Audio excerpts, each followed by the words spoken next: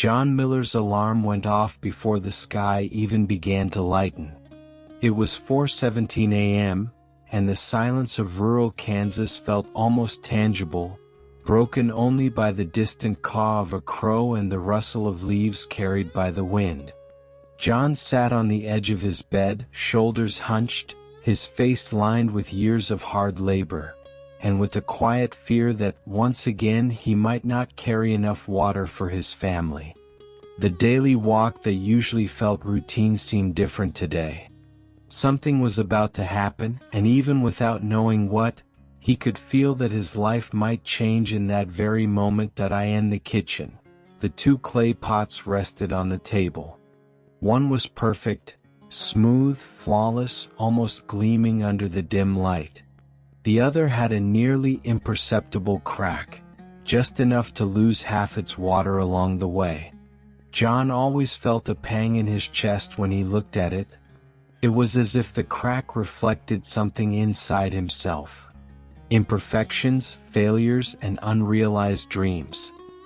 He lifted the heavy yoke, balancing the pots across his shoulders, feeling physical tension merge with emotional strain. Every step to the well was also a silent question. Will my effort ever truly make a difference? Walking across the dew-covered fields, John noticed details that usually went unseen. Sunflowers leaning toward the first light, timid daisies sprouting through the grass, the distant creak of a door on a neighboring farm. He also observed the animals. Cows grazing slowly, chickens pecking, crows watching from above. But that morning beauty felt distant. His mind was occupied by the weight of responsibility, and by the sense that life would test his patience once again. Every drop lost from the cracked pot seemed to symbolize silent losses he'd carried for years. Missed opportunities, broken relationships, wasted moments. Reaching the well, John began filling the pots. The cold water mirrored the still dark sky, and he noticed, almost unconsciously, the tiny drops slipping from the cracked pot, hitting the packed earth floor. A shiver ran down his spine. What if all his daily effort was doomed to spill away just like the water? He closed his eyes, trying to push the thought away, but he couldn't ignore the weight of doubt, frustration, and inadequacy. Adjusting the yoke, memories surfaced. His father, now gone, carrying wood on the same pole, always saying, "It's not about perfection, John. It's about doing what you can every day." And his mother, smiling as she watched him work, despite the hardships of farm life. These memories, sweet as they were, also carried pain. Lost time, lost dreams, lost loved ones. As John finally began the walk home, anticipation grew. Each step felt like a silent drumbeat in his chest. The cold wind cut across his skin, but he was more aware of the world around him. He noticed small animal tracks in the mud, flowers emerging between rocks, the way light reflected off leaves. Everything seemed loaded with meaning, as if each detail was about to teach him something he hadn't yet understood. Midway, he passed a twisted, sturdy old oak, a quiet symbol of the land's endurance. He paused, pressed his fingers to the rough bark, and inhaled deeply. The sounds of the waking town, doors opening, horses being let out, chickens clucking, blended with birdsong. He realized then that his daily effort was part of a larger cycle, one that included pain, loss, beauty, and creation. Even without fully understanding, something inside him stirred, a tiny spark of curiosity and hope. When he arrived home, Margaret had already started the stove for coffee. The aroma of fresh bread mixed with the scent of wet earth and wildflowers carried by the wind. She looked at him, noting the weight on his shoulders, and smiled tenderly. John responded with a small nod, no words necessary. Sometimes understanding required none. That morning, the world felt heavy and full of possibility at once. And in that instant, as the first rays of sunlight tinged the horizon, John realized something he couldn't yet fully explain. His life, with all its flaws and wasted effort, could hold beauty and meaning he had yet to see. The pot's crack, the spilled water, the tired steps. Perhaps all of it was just the beginning of something bigger, something capable of changing his perspective, and maybe the lives of those around him. By the time the sun was high, John Miller had stacked the empty pots by the barn. The air smelled of dry hay and old wood, the kind of smell that sticks to your skin after years. He ran his hand over the cracked pot, noting how the uneven clay seemed to form a living scar. He touched the crack with his thumb and for a moment, wondered if it had widened a bit since last summer. "You still think you can be useful, don't you?" whispered a voice in his head, his own voice but colder, harder. John took a deep breath, dismissing it. Just fatigue, he told himself. But the words echoed as if they came from the pot itself. "You waste what you carry," the voice pressed on. "And yet you keep trying. Why?" John frowned, scanning the empty field as if someone might be speaking. Only the wind swept through, kicking up golden dust. Yet the unease lingered. He wasn't superstitious, but the farm's silence sometimes felt too vast, like it echoed thoughts he tried to hide. He lifted the cracked pot toward the sun. Light glinted through the fissure, creating a faint line that seemed to split the pot in two. Oddly, the more he looked, the more he realized it wasn't the flaw itself that bothered him, it was what it symbolized. Margaret emerged from the house, wiping her hands on her apron. "John? Everything okay?" He forced a smile. Yeah. Just thinking about what to do with this pot." She looked at it, then at him. "It's just a pot, John." He nodded, knowing it was never just a pot. It was a mirror of something far deeper. At lunch, the clatter of cutlery against plates broke the silence. Margaret talked about the crops, corn prices, and the new neighbor who bought the land to the west. John barely responded. His mind wandered, perhaps inside that cracked pot or inside himself, searching for meaning in his routine. After the meal, he headed to the barn. The sun beat down, the air quivering over the dry earth. He lifted the yoke to his shoulders as he did every morning.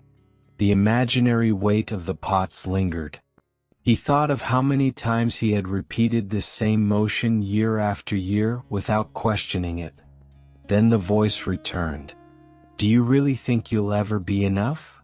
John stopped. It sounded as if it came from inside the barn. He inhaled, trying to stay composed. "Who's there?" "Nothing. Just a distant cow's moo and the creak of a loose board."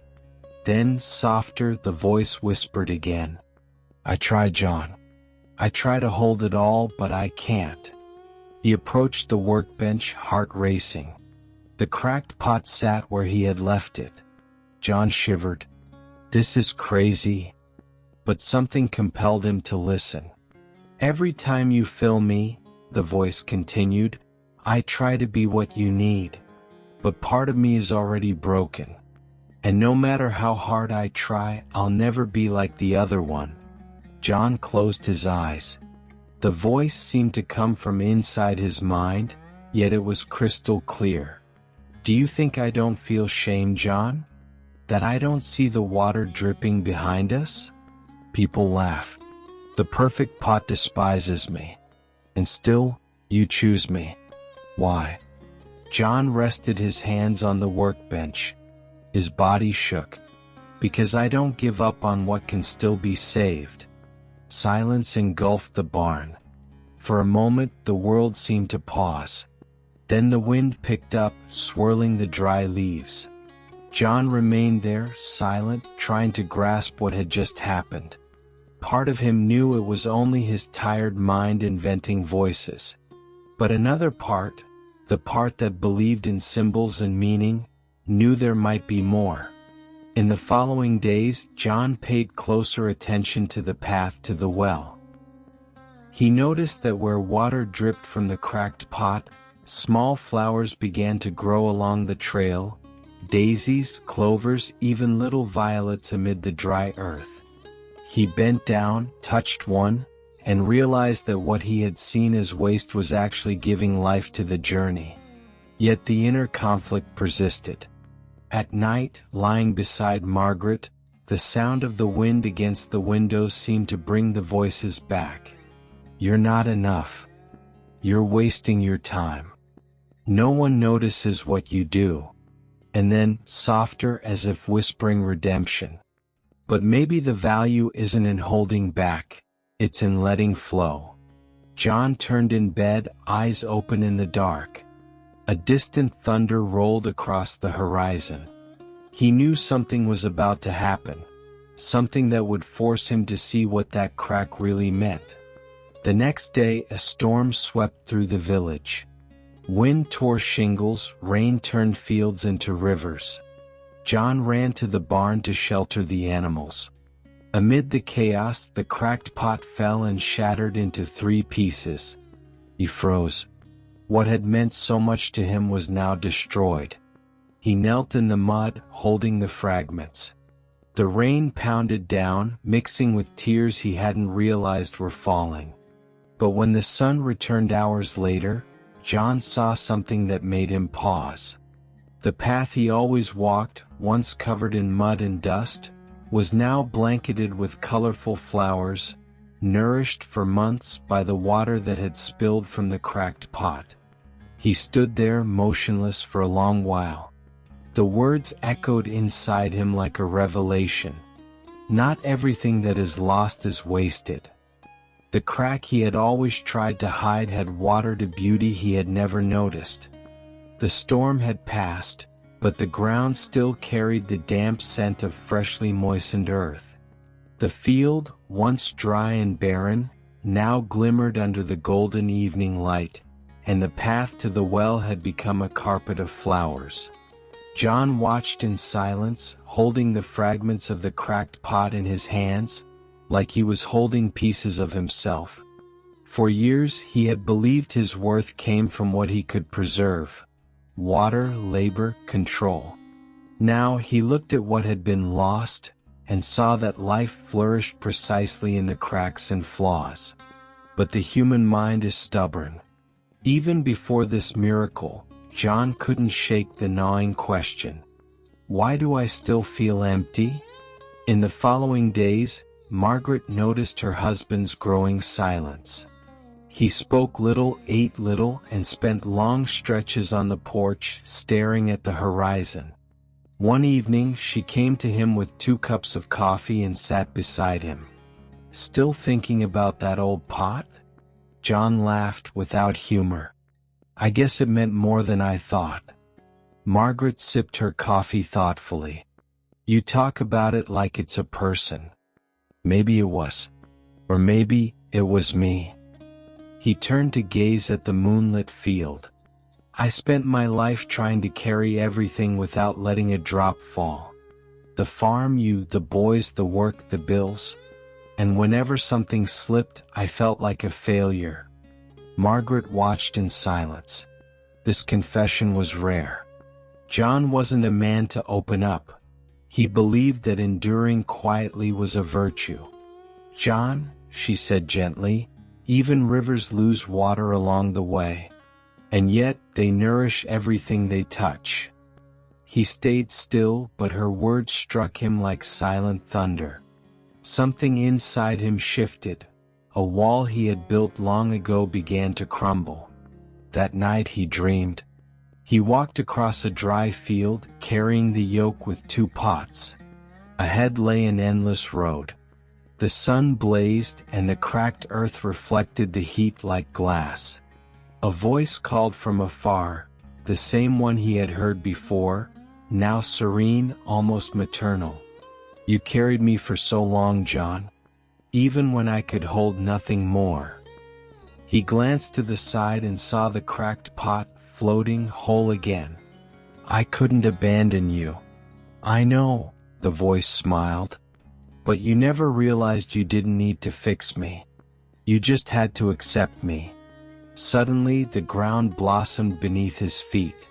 Daisies, sunflowers, violets, a riot of color. The voice continued, You used me to carry water, but what you spilled healed the path. John awoke with tears on his face. The sound of crickets filled the room, Margaret sleeping beside him. He sat on the edge of the bed, heart racing. There was something he needed to do. At dawn, he gathered the pot fragments and walked to the well. The air was cold and silent, except for a distant crow's caw. Along the path, he brushed his hand over the flowers that had grown, feeling a strange peace, the same peace that comes when pain finally makes sense. At the well, he placed the fragments on the ground and began to dig. Not a grave, a ritual. Every shovelful released something inside him. Anger, shame, the feeling of failure he had carried for years. When he finished, he placed the pieces in the hole and whispered, Thank you for showing me that even what breaks can give life. He covered them with soil and stood, breathing in the new air. For the first time in years, the yoke on his shoulders felt light. On his way home, he passed old Ben's porch, the neighbor who lived alone next door, a quiet man with weary eyes. Ben sat in his rocking chair, smoking his pipe. I saw you out in the field, Miller. Burying something? John smiled faintly. Just a piece of who I was. Ben chuckled softly. It's good to bury what's already served its purpose, son. The problem is most people insist on carrying what they should have left behind. John paused. The words resonated. And how do we know what to leave?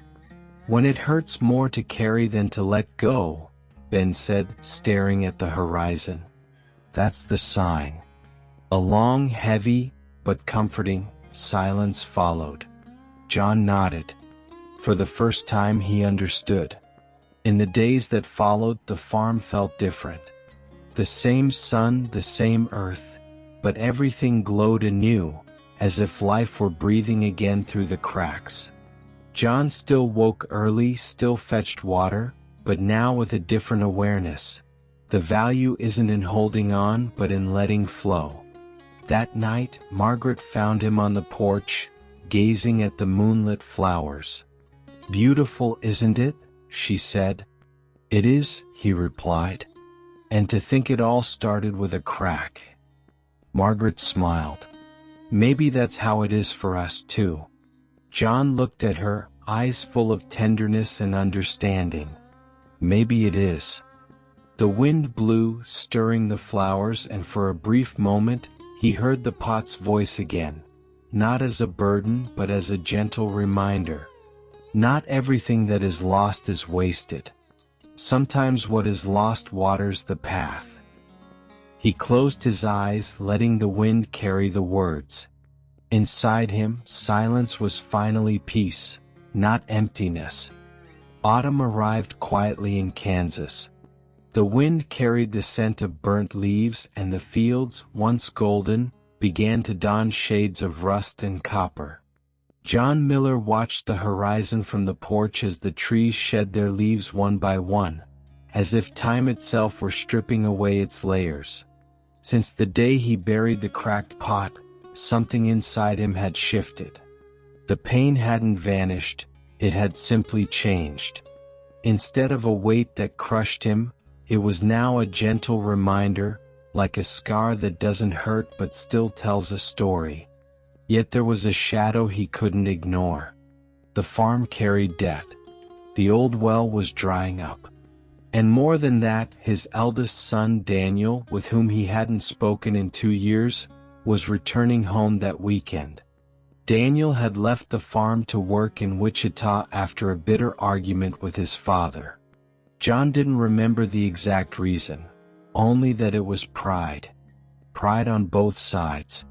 Margaret cleaned the house with a glimmer of hope in her eyes. "It'll be good to see him, John." "It will," he replied, though his voice lacked conviction. In the days before his son's arrival, John felt the same knot in his chest that the cracked pot had caused. That feeling of imperfection, of something that needed fixing, but he didn't know how.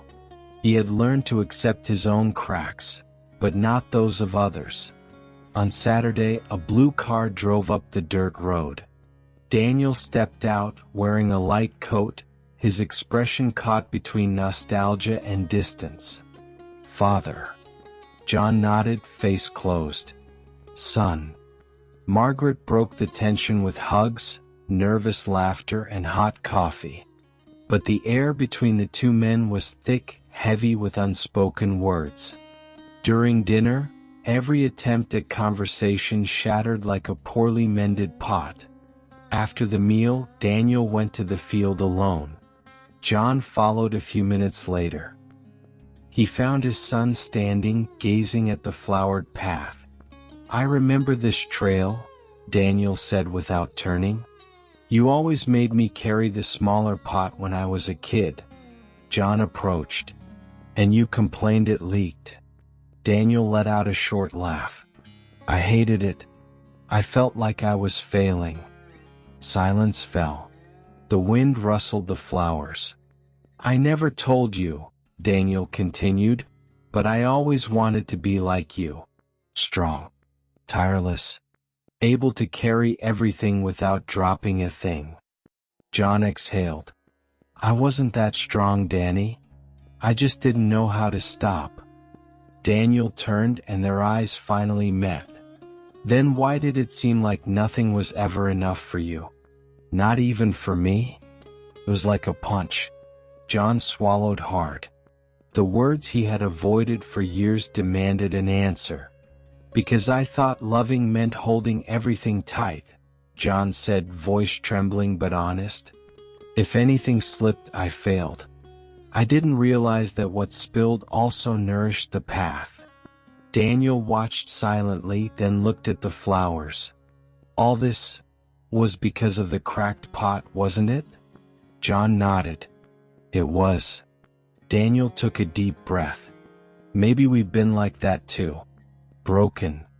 "Maybe," John said, stepping forward. "But look at what grew between us despite that." For a moment, time stopped. The wind carried yellow petals through the air. The earth silently witnessed their reunion. Daniel reached out his hand. John hesitated just a second, and then grasped his son's. Calloused, firm hands met, years of regret and forgiveness condensed in that simple touch. John's eyes welled up. "I never wanted you to carry the weight I did. And I never realized you got tired too," Daniel replied. The old man laughed, wiping his eyes with the back of his hand. "Nobody ever taught me to admit it." The silence that followed was no longer distance, but peace. The kind of silence that heals. The first frost of winter coated the Kansas fields with a thin layer of white. The flowers that had grown along John's path were no longer as vibrant, but they still stood firm, resilient against the cold. He watched them every morning, even before the sun rose, like someone visiting an old friend. The farm itself felt different now. Daniel had stayed to help, and the new spring had transformed the land. The horses seemed stronger, the pasture greener, the well fuller. But the real change was in the air inside the house. The silence was no longer heavy. It was the kind of silence that exists between people who understand each other without speaking. Margaret, watching the two men work side by side, often said, "What was missing here was never water. It was reconciliation." John smiled and kept working, no response needed. Because she was right. And he knew it. One afternoon, John walked to the field carrying a small new pot. Simple, made of raw clay without ornamentation. Daniel followed, curious. "Another pot?" the son asked.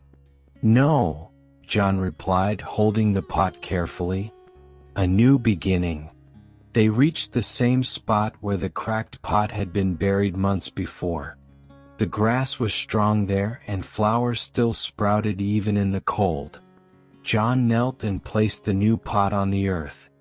It will stay here, he said, to remind us that we don't have to be perfect to leave something beautiful in the world. Daniel watched silently. Pride shone in his eyes, but so did something deeper, respect.